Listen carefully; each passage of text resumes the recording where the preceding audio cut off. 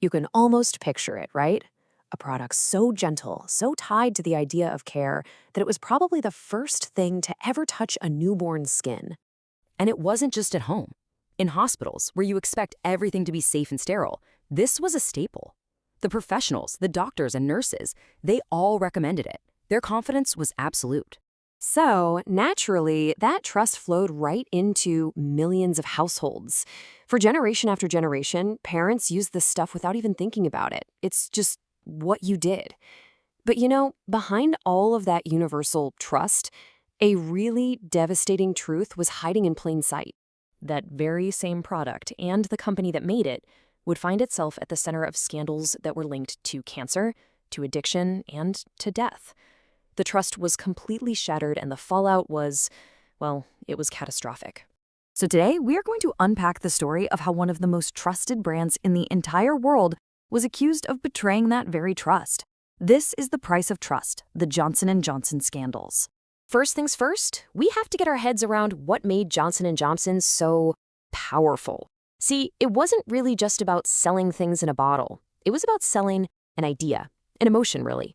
It was about selling the feeling of absolute, unquestionable safety. And you can see just how deep this went. I mean, from the moment you were born in a hospital to your nursery at home, that logo was just there. It was a constant, comforting thing to see. It was basically the wallpaper of our childhoods. This right here became the unofficial motto for more than 100 years. It was a belief that was passed down from grandparents to parents to their kids. And that one simple idea, it made the company an unstoppable force. But it's also the very thing that made the truth so much more shocking when it finally came out.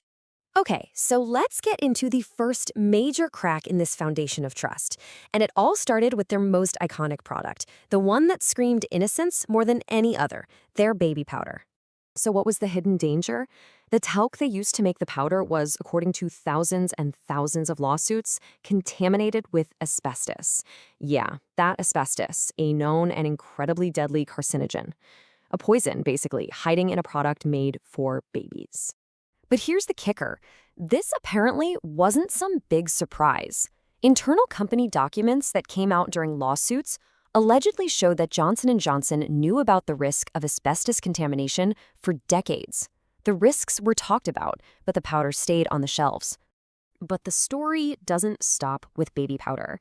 Another huge scandal started to brew, and it revealed what some saw as a terrifying pattern of behavior. The company was accused of playing a major role in one of the worst public health crises of our lifetime, the opioid epidemic. The lawsuits claimed that Johnson & Johnson had a playbook, and it was a deliberate one. First, you aggressively push your powerful painkillers. Then, you systematically downplay how addictive they actually are. And finally, you incentivize doctors to just keep those prescriptions coming. And what was the result of this alleged playbook? A complete human catastrophe.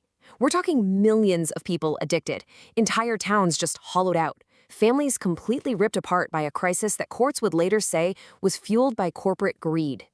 So now the company is facing just tens of thousands of lawsuits from both the talc and the opioid scandals. And they turned to a really controversial legal strategy that critics say was basically designed to avoid paying the victims. This really shows you the two completely different ways of looking at it. Johnson & Johnson, they called it a standard corporate restructuring. But for the victims, to them it looked like a sneaky legal trick, a way to basically hide the company's money and run away from accountability, leaving the people they'd harmed with almost nothing. And beyond those legal tricks, time itself was apparently used as a weapon. By dragging these lawsuits out for years and years, the company could just wear people down, draining their savings, their energy, their hope. For so many of these victims, justice delayed really did feel like justice denied. All right, let's bring this all together and look at the final bill, the true cost of all this. After years of fighting, the financial penalties finally started to pile up. And we are talking about billions of dollars in legal settlements and government penalties. That's a staggering amount of money for any company. But let's be real for a second. Can a number like that, no matter how big, ever truly make up for the damage that was done? The answer, of course, is no. It's no, because money doesn't cure a terminal diagnosis that someone got from a powder they trusted their entire life. Money doesn't just erase the years of a life that were lost to an addiction an addiction that was allegedly kicked off by a pill that was marketed as safe. And most importantly, no amount of money in the world can bring back the people who were lost in these crises. The damage for so many families was permanent. Which brings us to the most crucial point of this whole story. The most dangerous ingredient they ever sold wasn't asbestos, and it wasn't opioids. It was the trust. Johnson & Johnson sold trust, and when that trust was betrayed, the consequences were deadlier than any chemical. It really leaves you with a chilling thought, doesn't it? The products that can do the most harm are often the ones we don't even think twice about inviting into our homes. It makes you wonder, what is the price of the trust you put in the brands you use every single day?